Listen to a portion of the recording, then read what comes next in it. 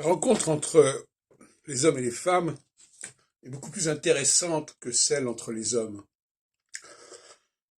parce que l'enjeu est beaucoup plus intéressant, beaucoup plus important. La rencontre entre hommes et femmes, c'est un double enjeu. C'est un enjeu pour l'homme et c'est un enjeu pour les femmes.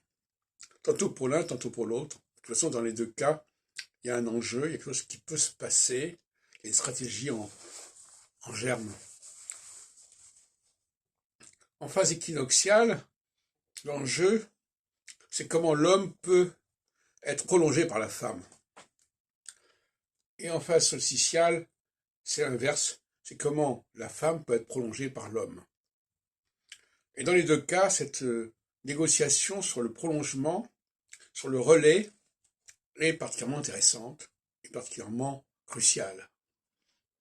A contrario, les rencontres entre hommes ne font pas beaucoup sens finalement, astrologiquement en tout cas, et au niveau périodique.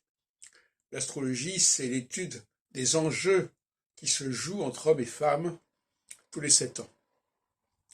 Tous les 7 ans, les hommes et les femmes se rencontrent quelque part. Il y a des enjeux, il y a des paris qui vont décider de ce qui va se passer pendant les années qui vont suivre.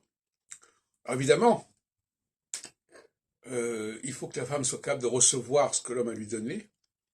Il faut que l'homme soit capable de recevoir ce que la femme a lui donné.